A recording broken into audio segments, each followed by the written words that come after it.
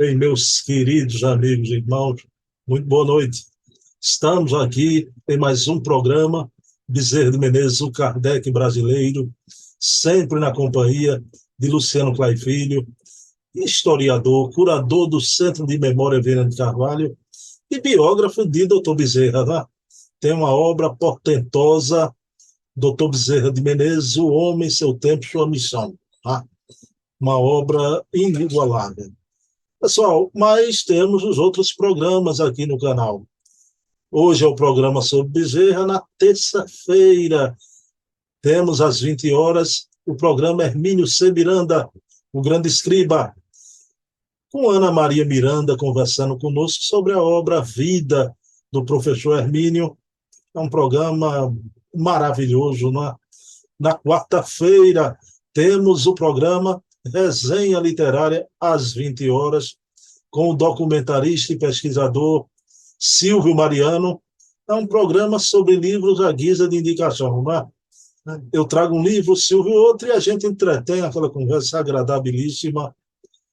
Na quinta-feira, temos o programa O Metro que Melhor Mediu Kardec, também às 20 horas, com Heloísa Pires, filha de Herculano, conversando sobre a obra desse grande filósofo espírita brasileiro, né? O guarda noturno do espiritismo, o Metro que Melhor Mediu Kardec. São 4 programas semanais às 20 horas. Mas temos também os programas mensais, também às 20 horas. Todo primeiro sábado, os programas mensais só acontecem aos sábados. Todo primeiro sábado temos o programa Leon Denis, o apóstolo do espiritismo, com Charles Kemp, presidente da Federação Espírita Francesa. Conversamos aqui sobre a obra Vida desse grande druida reencarnado, desse grande filósofo, um lírico, aquele que traz com tamanho lirismo a filosofia espírita. No segundo sábado, temos com César Perry de Carvalho, também às 20 horas, programa Memórias e Reflexões. É baseado nas memórias do seu César, mas traz uma multidão de fatos desconhecidos do movimento espírita, fatos de bastidores, porque o César Perry foi presidente da Federação Espírita Brasileira e da USE São Paulo, né? As duas das maiores instituições espíritas do Brasil. Sabe muito do que ocorreu no movimento espírita, né? No terceiro sábado, temos o programa Portfólio Fontes Primárias, com Adair Ribeiro, curador do Museu ACOL, Allan Kardec.online.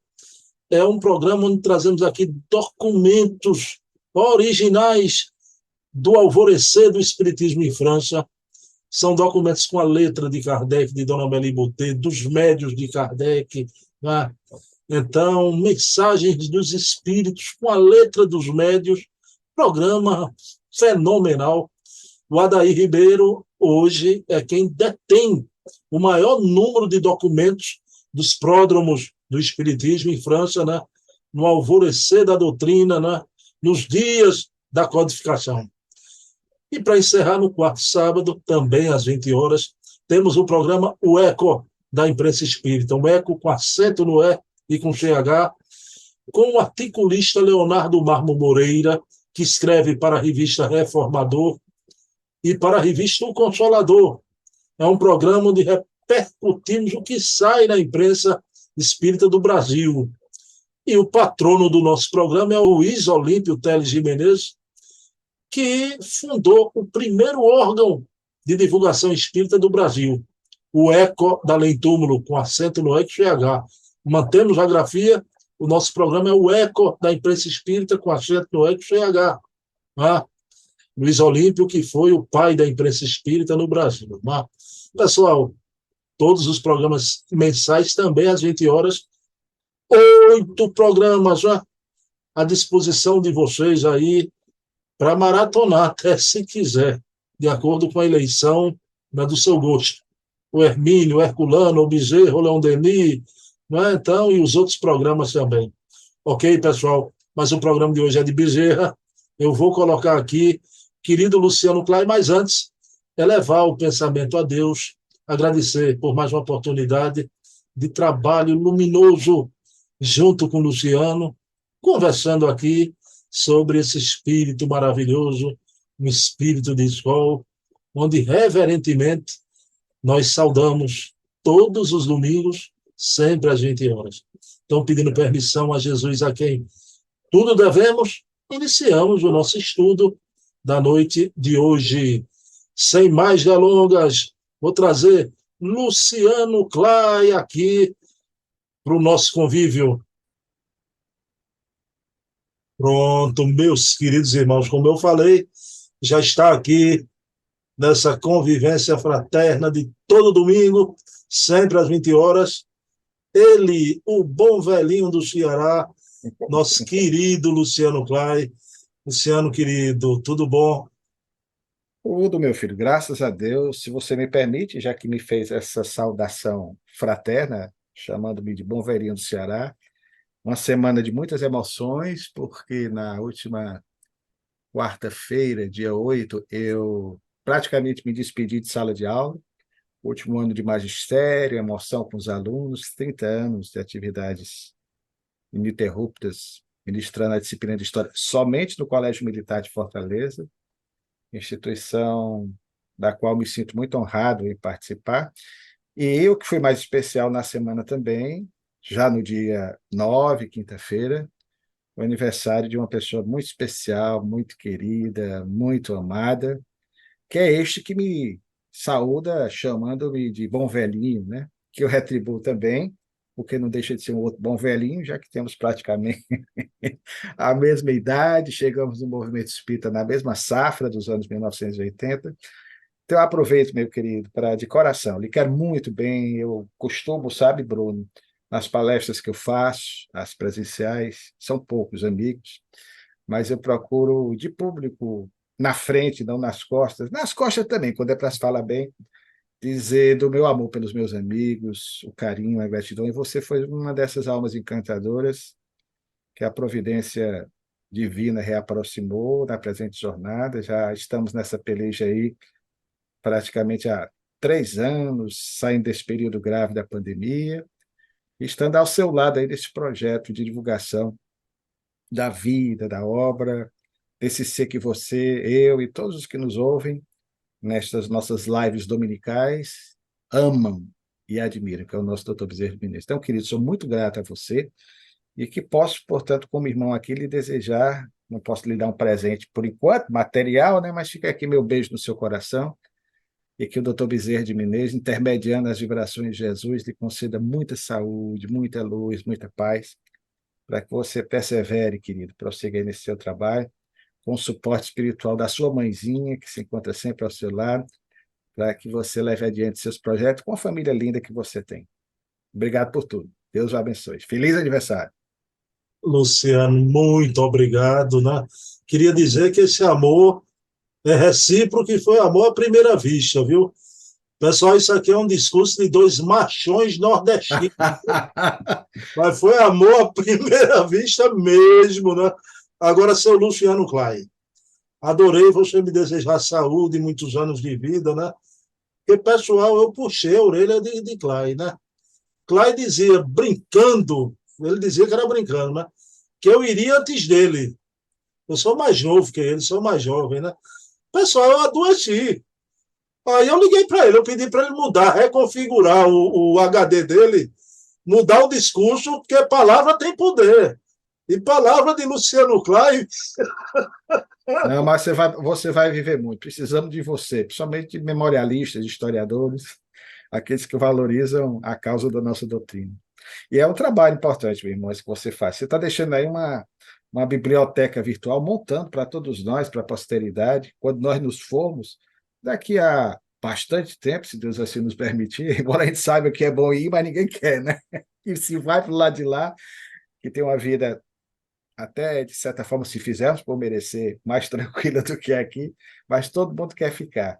Então, querido, você está montando uma biblioteca fantástica, virtual, que são essas lives que vão ficar aí, né, com registros fantásticos da vida de Herculano Pires, da vida de Hermínio Miranda, as pesquisas que o nosso querido Adair tem feito, enfim, tantos outros companheiros que você tem dado espaço, né? O Mariano, o Charles Kempf, enfim, isso tudo, o César, vai ficar aqui registrado de forma quase, eu não vou dizer eterna, né?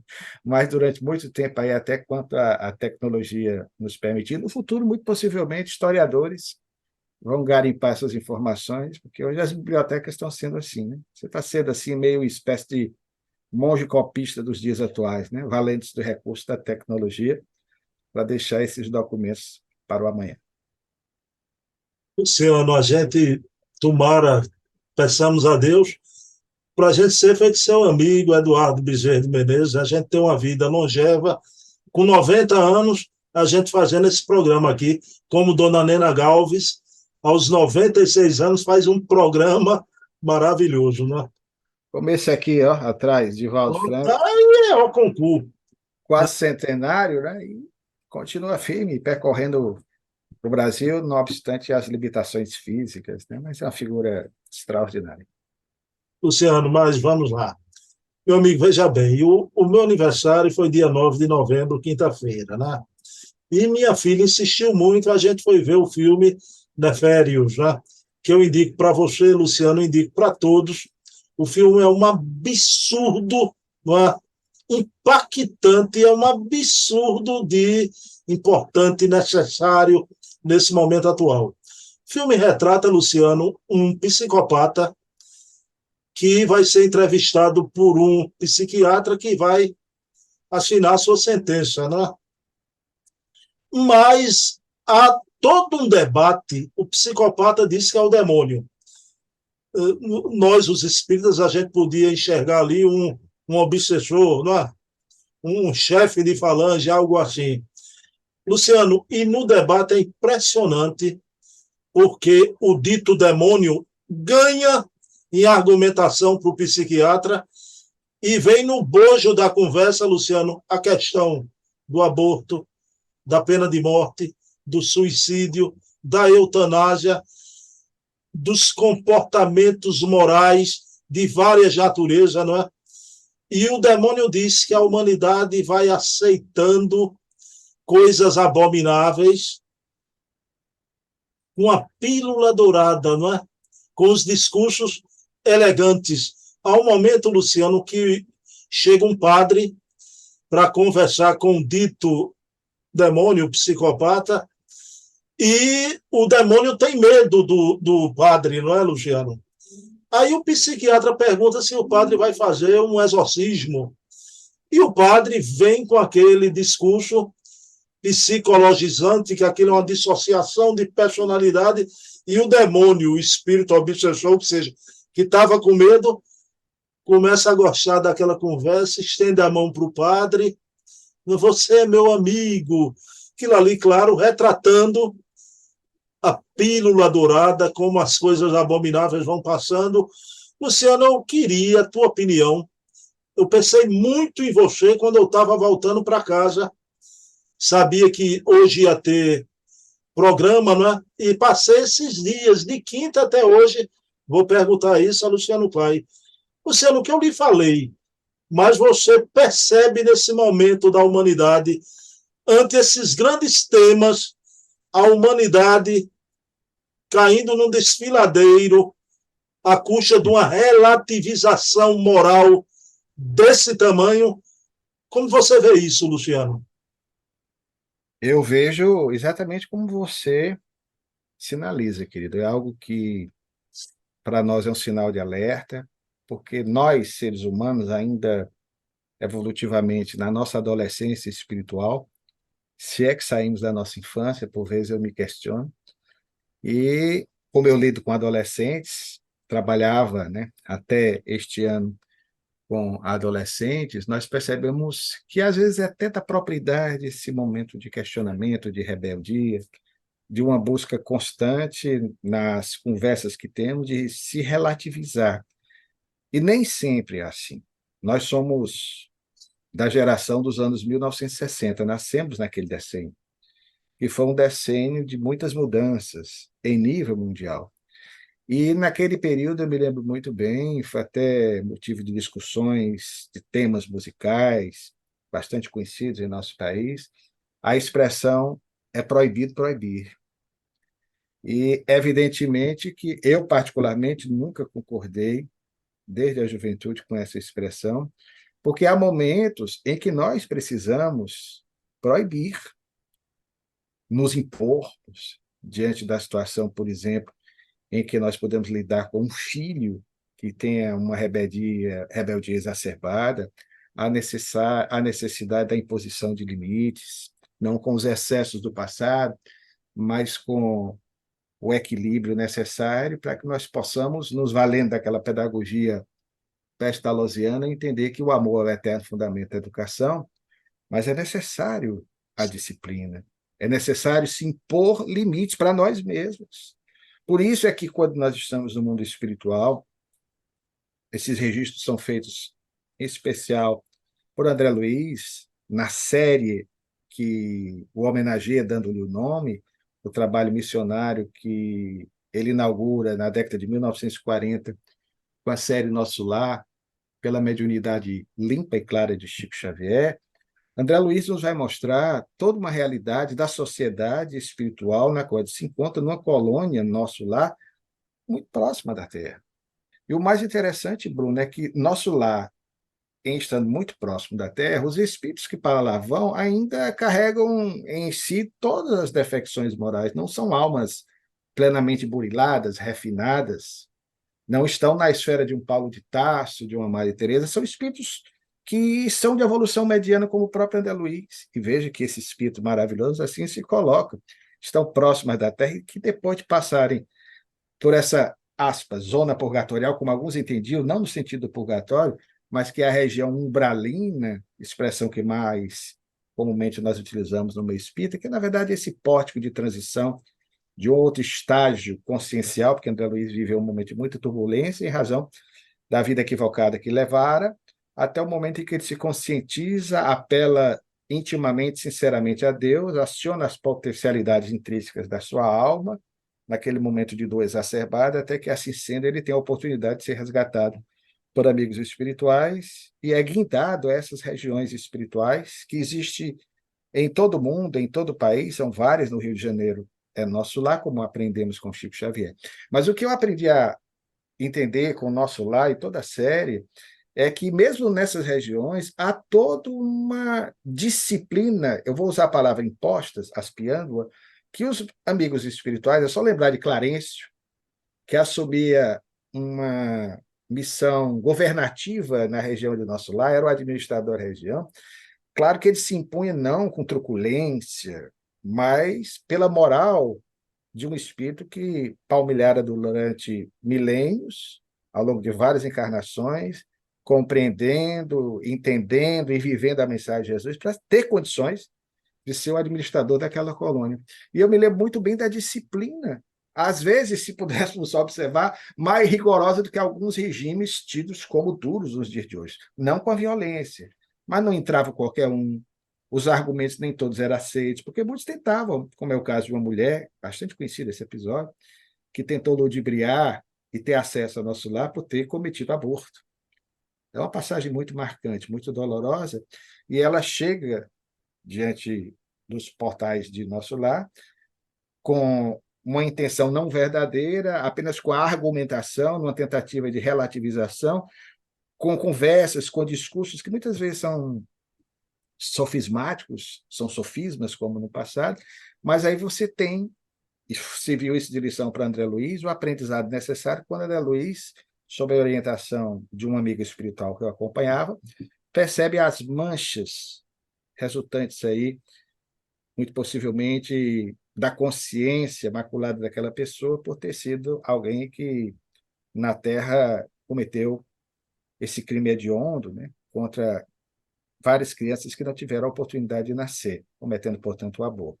Claro que o Espiritismo nos dá sempre uma ideia da misericórdia infinita de Deus, as oportunidades tantas quantas necessárias sejam, e a ideia da reencarnação, mas muitas vezes nós temos de ter o cuidado para não relativizar, mas eu tenho outra existência, não é assim, não é bem dessa forma, né? Nós temos que aproveitar a presente jornada, temos a disciplina de ter vida, mas esse cuidado necessário, porque muitas vezes nós tentamos, para justificar erros que cometemos, burlar a nossa própria consciência, encontrarmos explicações. E, nesse sentido, com todo respeito, eu não sou psicólogo, a psicologia cada vez mais ganha espaço, e o espiritismo tem um apoio muito grande, um suporte extraordinário, principalmente com o Divaldo, que desde a década de 1990, com a série psicológica da Joana de Ângeles, tem trazido um precioso manancial de informações acerca da psicologia, baseando-se na psicologia do mundo contemporâneo, com a psicologia do maior de todos os psicólogos da Terra, que foi Jesus, que procurava resgatar de si mesmo a alma humana, nessa necessária e imprescindível viagem a esse mundo ignoto, desconhecido que habita em cada um de nós, que é o nosso mundo interior. Então, querido, nós observamos que a psicologia, quando bem trabalhada, embora ela tenha um caminho próprio, o cuidado que nós devemos ter é não misturar as coisas, porque o que nós vemos com todo respeito, mesmo no nosso meio espírita, é que muitas pessoas optam pela psicologia, esquecendo-se que o espiritismo traz no seu bojo uma mensagem psicológica. Lembremos que a primeira agremiação espírita do Brasil, a Sociedade Espírita Parisiense, vai publicar uma revista, a Revista Espírita, vai ser essa revista sempre uma abordagem psicológica, com esses estudos psicológicos da alma, né? No sentido original, como aqui também a Revista Espírita dos primeiros grupos da Sociedade Acadêmica Deus, Cristo e Caridade, com essa denominação de psicológico, um pouco diferente daquilo que no futuro nós vamos entender, principalmente no final do século XIX, começo do século XX, com a formação da própria psicologia. Então, a psicologia, trabalhada por alguém como Divaldo Franco, que sabe ir e vir, sabe fazer o entendimento devido da ciência dos nossos dias com o espiritismo, ele vai e volta com a maior facilidade. O que eu tenho observado no movimento é que alguns vão e não voltam, ficam só na psicologia, com todo o respeito, né? Então, até porque fica muito claro com a resposta que Santo Agostinho nos dá à questão de 1919, relembrando o pensamento de Sócrates, que na verdade era do oráculo de Delfos, ao evocar a lembrança da expressão latina nocet ipsum, conhece-te a ti mesmo. A necessidade de autobusca, que é a chave hoje da redenção de si mesmo, do encontro que nós podemos travar conosco mesmo. Então, querido, sendo um pouco até demorado nessa resposta, porque ela, creio, seja importante para a nossa reflexão, nós temos sim que ter a firmeza necessária para nos disciplinarmos, porque não se disciplina simplesmente relativizando o nosso comportamento. Eu tô fumando, nada contra quem fuma, porque existem vícios bem piores, né, do que fumar, vícios da alma. Essa semana estavam participando de um programa e um companheiro, no momento de debate, interagindo conosco, tentava analisar as questões de natureza material dentro de uma abordagem um tanto ideologizante, e eu disse, não, pode perguntar, comigo não tem problema polêmico. E eu disse, em relação ao que ele perguntava, que o Espiritismo, será que o Espiritismo iria resolver os problemas das pessoas, tendo em vista que os problemas das pessoas, em grande parte, na sua maioria, eram problemas de natureza material, falta de dinheiro, e os companheiros que coordenavam o programa me deram a palavra e eu disse, olha, o Espiritismo não vai resolver problema de ninguém, absolutamente nenhum. O Espiritismo não veio com esse propósito, com todo respeito às religiões que prometem curas, resolução instantâneas, no passe de mágica dos problemas pelos quais nós passamos, inclusive de natureza material. O Espiritismo não se propõe a isso. Como Jesus não se propôs. O Espiritismo nos traz e oferece um instrumental seguro, precioso, para que nós possamos utilizar, a fim de enfrentarmos os problemas pelos quais nós passamos ao longo da nossa carreira evolutiva. E nós, no mundo material, às vezes tendemos a relativizar também as coisas e nos esquecemos, foi o que dissemos, que o dinheiro é meio e não fim. Porque o dinheiro compra uma lâmpada, mas não compra a luz, compra um livro, mas não compra o conhecimento, compra uma cama, por mais confortável que seja o colchão sobre ela, nem sempre você tem seu sono devidamente restituído. Compra armas, mas não compra paz.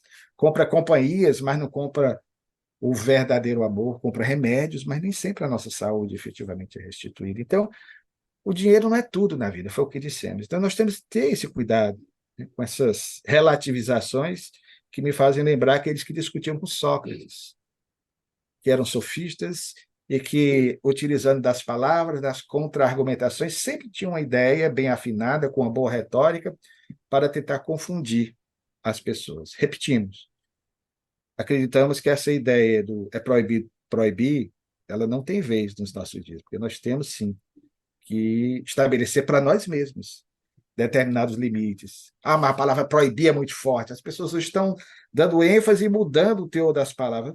Depende. Jesus foi muito claro nesse sentido. Sim, sim, não, não. Sim. Quando o soldado o esbofeteia, ele pergunta, soldado, por que tu me esbofeteias? Por que tu me bates? Se eu errei, mostra-me o erro, mas se eu não errei, por que tu me agrides? Né? Então, Jesus se posicionava dessa forma. Não, não, vamos relativizar. Não, não, Jesus era assim, sim, não, não. Fica muito claro. É só evocar a lembrança dos seus ensinamentos e, sobretudo, aqueles que Allan Kardec teve o cuidado de emoldurar através das mensagens que os imortais trouxeram na obra lançada em 1864, que é o Evangelho segundo o Espiritismo. Desculpa, querida, aí a demora, né? Mas você me provocou e o bom velhinho cearense aqui fala para o velhinho pernambucano mais demoradamente. Luciano, fantástico, né? Você passou o escalpelo aí, né? Uma análise. Luciano, tem rio-mar aí no Ceará? Tem? Tem dois, aqui nós temos Tem dois dois. rio-mar em bairros diferentes, o rio-mar Kennedy e o rio-mar Papicu. Pronto, eu aqui vi o filme Neférios no Rio Mar.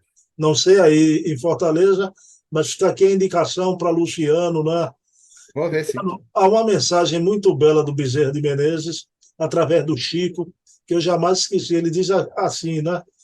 As três pedras de tropeço da humanidade, né?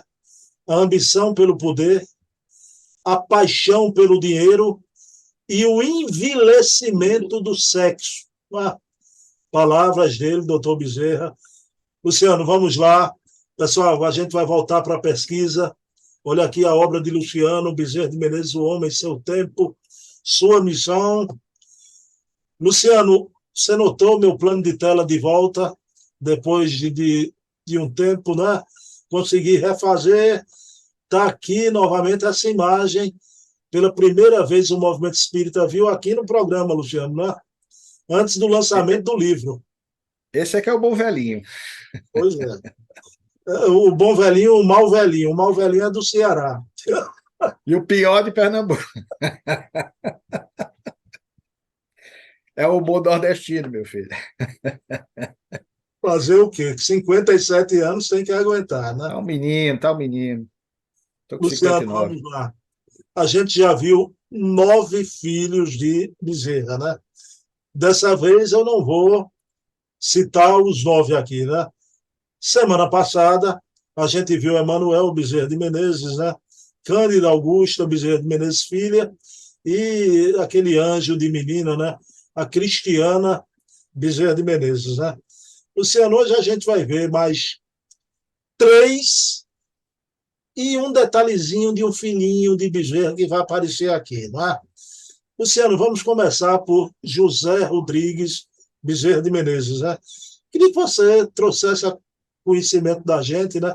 Quem foi esse filho, José Rodrigues Bezerra de Menezes? Ô, Luciano, parece que ele era muito chegado a Otávio Barão e eles compartilhavam reflexões espíritas um com o outro, né? Foi isso mesmo? Exatamente, meu filho. É interessante essa sua pergunta, Bruno. Já comentamos isso, talvez, lá atrás com você, numa das lives que fizemos. Há algum tempo nós fazíamos uma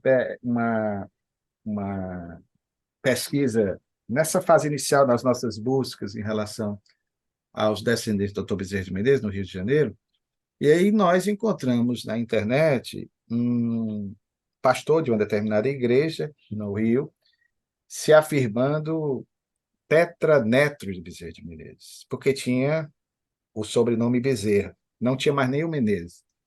E ele dizia que todos era a afirmativa dele para dizer que, por ter sido ele próprio espírita, abandonou o espiritismo, porque teve uma visão espiritual, um despertamento e encontrou. Nós respeitamos quem pensa diferentemente de nós, desde que siga o seu caminho sem agredir os outros, o seu caminho de fé, depois de ter transitado durante muitos anos no Espiritismo. Só que, em vez de se contentar com essa mudança e seguir pelo novo caminho, Ele falava mal do Espiritismo, já demonstrando que não entendeu absolutamente nada a respeito do que é o Espiritismo, senão não falaria mal de uma doutrina que só nos concita a fazer o bem e a transformação interior. Agora, o mais impressionante é que na época nós já pesquisávamos sobre os filhos do Dr. Bezerra, e ele dizendo que o Dr. Bezerra, de certa maneira, ao fazer a opção, seu ancestral, que ele nunca apresentou de quem ele descendia, nós chegamos a perguntar através na época, não sei se era blog que ele tinha no canal dele, nós mandamos várias mensagens apresentando-nos como pesquisador e dizendo a ele que, por gentileza, me dissesse de qual dos filhos do Dr. Bezerra de Menezes ele descendia. Nunca disse. Até hoje eu aguardo a resposta, que provavelmente me faz crer que ele não tinha descendência alguma. Ser Bezerra de Menezes no Rio de Janeiro não quer dizer que você é descendente do Dr. Bezerra, porque houve vários Bezerra de Menezes, inclusive alguns do Ceará, do sul do Ceará, da região do Cariri, que foram para o Rio de Janeiro e lá também tiveram projeção, como o nosso Adolfo Bezerra de Menezes, do Riacho do Sangue. E então, ele nunca disse isso, mas afirmava, e muitos outros até no meio espírita que criticavam o Dr. Bezerra de Menezes, diziam que o Dr. Bezerra de Menezes não teve o cuidado de amparar os filhos de tal maneira que eles rejeitaram o espiritismo, o que não é verdade. Apenas um ou outro se dedicou mais intensamente, vamos falar de um deles, talvez hoje, à Igreja Católica por opção. Um homem de bem também, como seu irmão mais velho. Mas quase todos os filhos do Dr. Bezerra de Menezes, esses dois que você citou, eram espíritas. E as pessoas se esquecem que foram os filhos do Dr. Bezerra de Menezes encarnados, que em 1920, em homenagem ao pai e à sua condição de espírita, resolveram publicar a obra póstuma sobre a qual já nos detivemos, A Loucura sob Novo Prisma. E entre os filhos do Dr. Bezerra de Menezes, este que você cita, o José Rodrigues Bezerra de Menezes, nascido exatamente no início da década de 1880, filho do Dr. Bezerra com a Cândida, portanto, o segundo casamento, mais novo do que o Otávio, sobre quem falamos, também simpático ao espiritismo. O Otávio é de 1873, ele era praticamente mais velho, 9 anos, do que esse outro irmão, e tem esse nome José Rodrigues em homenagem ao avô materno do Dr. Bezerra de Menezes, José Rodrigues da Silva. Curiosamente, descobrimos que, assim como o Dr. Bezerra apelidou o Otávio, que, de fato, como já trabalhamos na outra live, ele teve o ensejo de estudar o Espiritismo e de frequentar reuniões como aquela narrada por Ramiro Gama, no livro Lindos Casos de Bezerra de Menezes. O José Rodrigues, que era, aliás, apelidado pelo Dr. Bezerra de Menezes de Tuca, descobrimos o apelido dele, Tuca, tanto ele, Tuca, como o Otávio, chamado de Barão. Só que, de todos os filhos do Dr. Bezerra de Menezes, o José Rodrigues foi aquele que mais se dedicou à causa espírita. Foi um espírita atuante até a sua desencarnação. Inclusive, o convite de missa dele, do sétimo dia, que era comum naquela época, não era um convite de missa. A esposa, Dona Maria Isabel Panasco, né, que era uma educadora, também espírita dedicada, como filho. O nome do filho era Adolfo Bezerra de Menezes Neto. Foi, aliás, esse filho que, na década de 1940, pela desencarnação do pai, o José Rodrigues, que vai se dar em 1945, ele vai fazer o túmulo que ainda hoje existe no cemitério do Caju.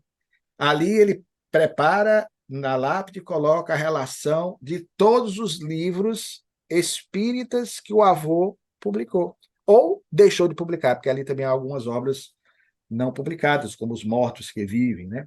Então, o Adolfo Neto, que vai desencarnar na década de 1960, portanto, bem recentemente, a década que nós nascemos, né? Para não ir tão longe, mas há o registro de convite para uma celebração numa agremiação espírita, e a esposa do José Rodrigues pedia, porque dizia lá que ele não era católico, ele era espírita, que se tivessem de fazer alguma homenagem, que fizesse uma oração por ele, uma prece por ele, né? Então, eles tinham todo esse cuidado e frequentaram um centro espírita que era conduzido por uma personalidade muito conhecido no movimento espírita dos anos 1910, anos 1920, amicíssimo do Viana de Carvalho, o grande orador espírita cearense, que se chamava Gustavo de Macedo. O Gustavo de Macedo, Bruno, lamentavelmente esquecido do movimento espírita de hoje, deu uma contribuição extraordinária porque ele era um frade dominicano, conhecido como Frei Solanos, e ele abandonou a batina para se dedicar ao espiritismo. O reformador, ao longo dos primeiros anos, né, da década de 10, década de 20, transcrevia muitas das conferências dele que atraía multidões. Você imagine um ex-frade tendo a oportunidade de discorrer sobre a mediunidade dos santos, e ele normalmente fazia isso, porque ele conhecia a fundo a geografia, ou seja, a vida do santo. Então, o Tuca, o José Rodrigues, ele teve essa oportunidade, cursou a mesma faculdade que o pai, assim como o irmão que desencarnou em 1925, a Faculdade de Medicina, só que na época ele seguiu, que era uma espécie de especialização ou de ramificação, odontologia. Então ele se forma em odontologia, que era naquela época, diferentemente dos nossos dias, vinculado ao curso da Faculdade de Medicina, ficava na Faculdade de Medicina do Rio de Janeiro. Então ele termina, mas não exerceu. Ele depois vai se tornar funcionário público do Rio de Janeiro. Nós temos vários registros dele, afetuosa, a dedicação do livro A Loucura sob o Novo Prisma, o exemplar que nós temos é autografado por ele, José Rodrigues. Ele fez uma grande campanha na divulgação dessa obra, e o mais interessante que deu o coração dele, talvez de todos os filhos, no caso homens, foi aquele mais perto do Dr. Bezerra de Menezes, assim, em termos de identificação, porque ele, além da proximidade com o irmão, Otávio, ele também, depois que Otávio se casa e que Antônio desencarna, vai ser ele, ainda novo e solteiro, que vai ficar cuidando do irmão mais velho do Dr. Bezerra, do filho mais velho do Dr. Bezerra de Menezes, seu irmão mais velho, o Adolfo, porque o Adolfo vai ser aquele filho que vai ter problemas de natureza obsessiva, psicológica ou psiquiátrica. E quem cuidava muito dele, depois da desencarnação do Antônio, que era irmão de pai e mãe, vai ser o outro irmão, o Otávio. Mas o Otávio vai se casar na década de 1890 e não vai mais poder viver com o irmão, que tinha uma casa sempre contigo aqui, do lado do Dr. Bezerra, em que ele ficava. O Dr. Bezerra tinha filhinhas pequenas, né? Então tinha uma separação necessária, talvez pelos probleminhas que ele apresentasse. E quem ficou cuidando dele, morando com ele durante um bom tempo, ele tinha, o Adolfo, o irmão mais velho, um amor acendrado, assim, uma atração tremenda, uma afinidade espiritual pelo irmão caçula. Então, é uma alma extraordinária que mereceria, inclusive, um livro só sobre ele, porque foi espírita atuante, o José Rodrigues Bezerra de Menezes. E o movimento espírita nem sabe disso. Ciano, você falou aí que ele se formou em odontologia, né? A variedade, né, de profissões, né, dos filhos de Bezerra.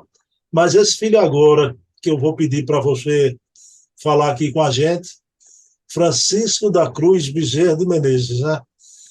Luciano Clay, o Francisco da Cruz, chegou a ser cônsul e diplomata.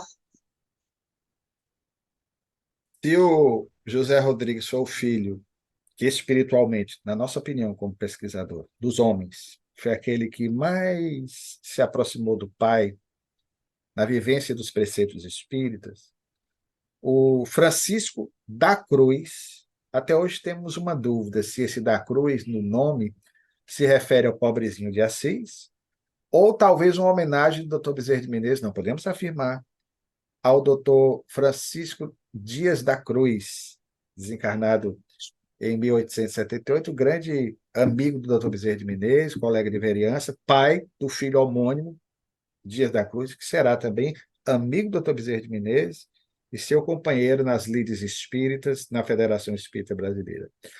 O Francisco da Cruz, que normalmente não assinava Francisco da Cruz Bezerra de Menezes, assinava Francisco Bezerra de Menezes, de todos os filhos do Dr. Bezerra de Menezes, vai ser aquele que mais vai ter uma projeção social, sobretudo pelo seu empenho. Ele era um dos mais novos, nascido também nos anos 1880 e 1884, e vai ser o último dos filhos do Dr. Bezerra de Menezes a desencarnar, porque ele só vai desencarnar com quase 80 anos, em 1961.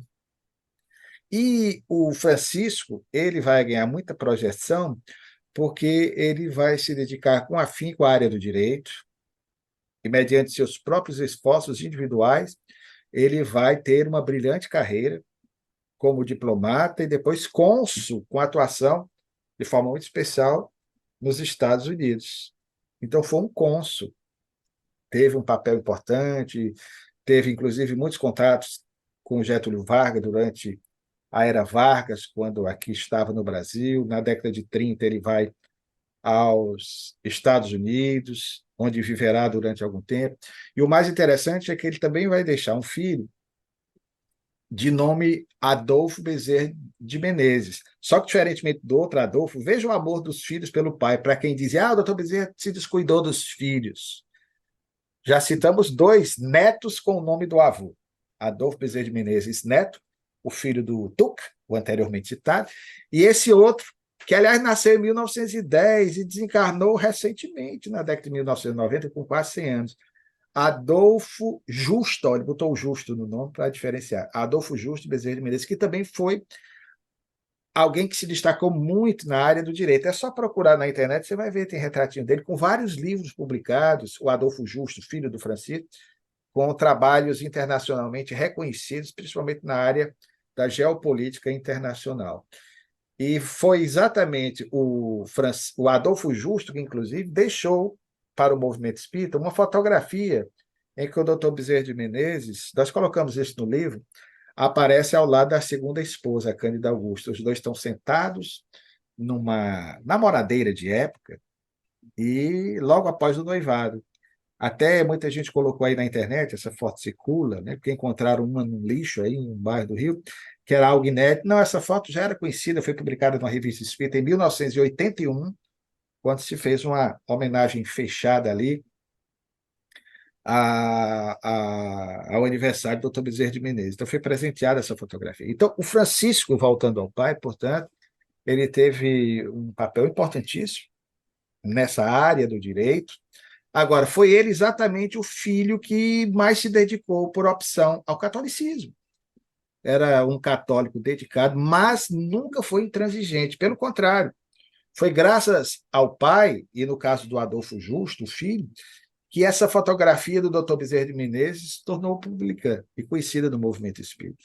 Então, ele teria ido, juntamente com o próprio filho, posteriormente, a uma instituição espírita, mesmo católica, e feito essa doação dessa imagem, né, dessa fotografia rara do Dr. Bezerra de Menezes, e primordialmente o deputado cearense Freitas Nobre, esposo da doutora Marlene Nobre, muito conhecida no nosso meio, que organizou, porque foi deputado federal por São Paulo, pelo antigo MDB, ele organizou um perfil com os discursos parlamentares do Dr. Bezerra de Menezes, perfis parlamentares 33. Hoje é obra rara, mas não é tão difícil de encontrar. Então, ele lá já colocava uma fotografia cedida pelo Adolfo Justo. Nós tivemos a oportunidade, Bruno, de tentar entrevistar 2 descendentes, ou seja, netas dele, filhas do Adolfo Justo. Uma nós conseguimos, onde até obtivemos uma foto, uma senhorinha simpática. A outra, que é uma pessoa também muito conhecida, obviamente não vamos declinar o nome, de muita projeção, já velhinha também, aí sim, pelas convicções de fé, talvez a ideia que ela tivesse do espiritismo, por mais jeito que tivéssemos ali de tentar conversar, ela não se dispôs a conversar conosco, mas a outra não, a outra foi gentil, recebeu um ramalhete de flores na ocasião, com muito carinho e tudo lá, e acabou nos compartilhando aí informações preciosas. Então, o cônsul Francisco Bezerra de Menezes foi o último dos filhos a desencarnar e aquele que, socialmente, se pudermos assim dizer, teve uma projeção maior na descendência do nosso doutor Bezerra de Menezes. Vamos agora ver uma mocinha, né? Hilda Bezerra de Menezes. Luciano, essa menina vai nascer em 16 de agosto de 1886. Luciano, ela vai nascer na manhã do dia daquele discurso do doutor Bezerra de adesão ao Espiritismo.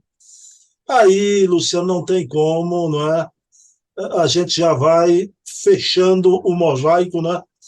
Eu imagino o Bezerra muito inspirado naquele discurso de adesão e colaborando mais ainda com aquela inspiração. Era um dia feliz, onde Hilda, de manhãzinha, veio ao mundo, né? Eu já pensei tanto nisso, sabe, Bruno?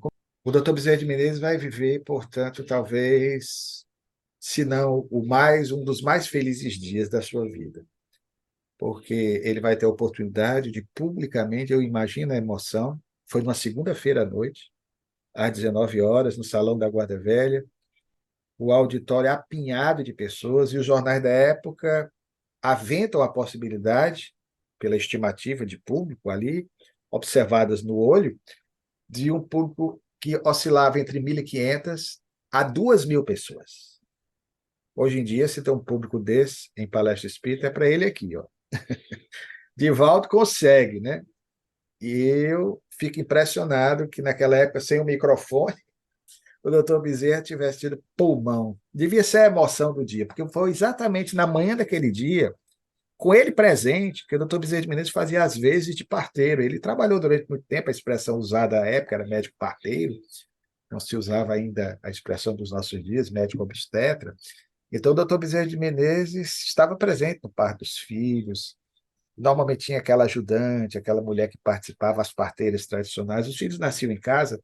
Então, Hilda nasce em casa e o doutor Bezerra de Menezes ali, naquele dia feliz, celebração da família, pelo nascimento tranquilo da criança, que veio trazer uma luz muito especial naquele dia, que ficaria indelevelmente marcado certamente para sempre na sua jornada espiritual. E à noite ele tem a emoção de publicamente declarar-se espírita. Então foi realmente, querido, um dia muito feliz. Essa jovem, quando ele desencarna, portanto, em 1900, está praticamente com 14, 13 aninhos, né? Uma criança, uma adolescente, imagina a dor sentida, né? Era uma das filhinhas pequenas, menor de idade, entre outros que também permaneceram.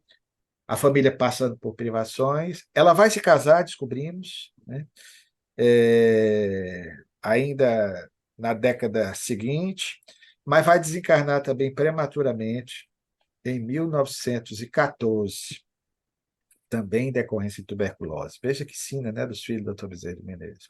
Desencarna, portanto, se fizermos o cálculo aí, relativamente jovem, né? Uma menina, uma criança, mas certamente, pelo menos nesse período, já deve ter tido o conforto espiritual dos paizinhos, Dona Cândida, que desencarnou em 1909, e do Dr. Bezerra de Menezes, que já estava no mundo espiritual 14 anos antes dela partir, né? Em 1914, para recebê-la no mundo maior. Luciano, há dias alegres e dias tristes, né? Luciano, vai nascer o filhinho de Bezerra de Menezes no mesmo ano que desencarna aquela filha que você se reportou, que era um anjo de beleza, Cristiana, que vai desencarnar de tuberculose. Cristiana vai desencarnar no mesmo ano, vai nascer Joãozinho, João Bezerra de Menezes, né? Esse filho de Bezerra vai viver poucas horas, Luciano. Eu lhe pergunto, terá sido, Luciano, o impacto, o abalo da perda de Cristiano, o desencarne precoce de Cristiana, que a esposa de Bezerra, a mamãe, não é, sobre aquele abalo, aquilo influiu na gravidez, no nascimento de João Bezerra de Menezes, que vai viver poucas horas apenas, Luciano. A Cristiana desencarna aos 9 aninhos, como você citou, no dia 11 de abril, mesmo dia do pai, só que de 1689. Nós comentamos. E nesse mesmo ano, portanto, no dia 15 de novembro, no mês de novembro, né, nós vamos ter a desencarnação do João, enquanto a República estava sendo praticamente proclamada, né? Então você veja, o doutor Bezerra de Menezes, aliás, as biografias não registram, nós vamos ter um capítulo só para tratar sobre a atividade política do Dr. Bezerra de Menezes. O Dr. Bezerra se candidatara em setembro daquele mesmo ano ao seu último mandato, que as biografias não registram. Em 1889, todo mundo fala que em 1886, 85 ele abandonou a política. Não, ainda foi deputado geral, mas perdeu o mandato por conta do advento da República. A Câmara foi dissolvida e ele queria assumir, já estava, inclusive, diplomado, como se dizia, ele não assume. Então, ele vai ter esse outro golpe de ver partir, poucas horas após o nascimento, um garotinho cujo nome já havia sido dado. Nós pegamos o nome do João, que nasceu e recém-nascido partiu ao mundo espiritual de retorno, certamente veio cumprir uma etapa de tempo que ele faltava para retornar ao mundo maior, como entendemos pelo Espiritismo, mas deixou a dor no pai, na mãe. Agora, como você coloca, nós supomos, é uma hipótese muito plausível, que o abalo sofrido pela mãe. Veja bem, se a filha desencarna no dia 11 de abril, ela estava grávida já, em avançado estado, né, da gravidez, alguns meses já. Então, aquilo ali deve ter psicologicamente abalado a mãe de tal maneira que, somatizando, era muito difícil, aquilo ali deve ter repercutido. É uma hipótese que levantamos, não podemos afirmar categoricamente, mas ele vai desencarnar, talvez por não ter a resistência necessária de uma enfermidade muito comum naquela época, como se fosse o tétano, que a criança nascia imediatamente e desencarna poucas horas após. Então, infelizmente, esse fato ocorreu e foi mais um dos filhos aí que nós contabilizamos do Dr. Bezerra de Menezes. Acreditamos até, Bruno, que como o Dr. Bezerra de Menezes era pai quase que anualmente, antigamente era assim, né? E há anos, aí, há uns 2 anos, o interregno, um intervalo de tempo que ele não foi pai, supomos que talvez, não encontramos o registro, ele possa ter tido até mais filhos, que podem ter desencarnado, que era muito comum à época, recém-nascidos. Bom, pessoal, estamos encerrando, né? Meu amigo, tu faz a prece final? É uma alegria, meu querido. Senhor, amigo Jesus, desse clima de fraternidade em que tivemos a oportunidade de uma vez mais entretecer comentário sobre a descendência do Dr. Bezerra de Menezes, teu dileto discípulo, apóstolo do bem, que continua a nos amparar do mundo espiritual.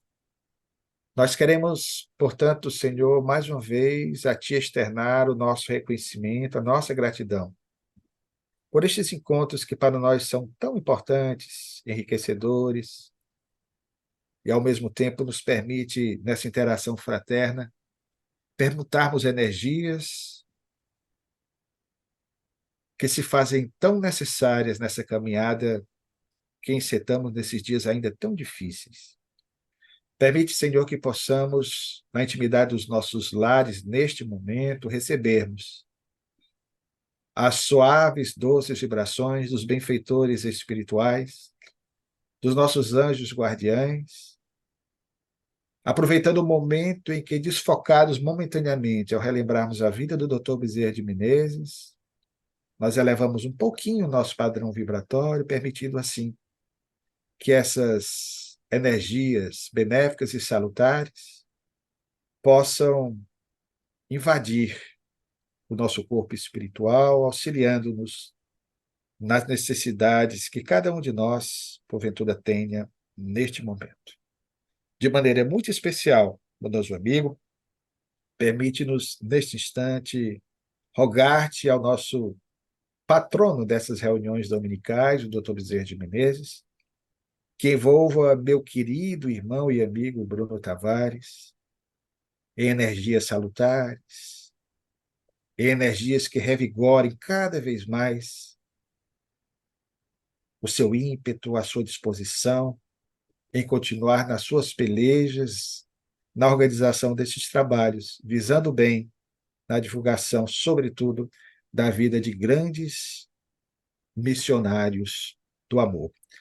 Que ele possa, em face da celebração do seu aniversário, na última quinta-feira, dia 9 de novembro, ser acarinhado pelos benfeitores espirituais, receber sempre a doce e eterna presença da sua mãezinha do outro lado da vida e que possa continuar com esse bom humor que o caracteriza na companhia de sua adorável família.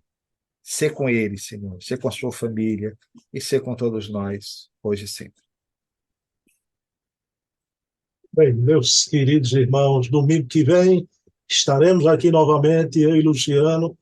Quero dedicar esse programa, Luciano falou nela, na minha mamãe. Minha mãe, continuo a precisar de ti, ora por teu filho. Luciano, claro, eu posso contar uma cena bucólica aqui, que eu achei a cena tão linda, rapaz, né? Você conhece aquela cena que o Leon Denis viu o Kardec lá?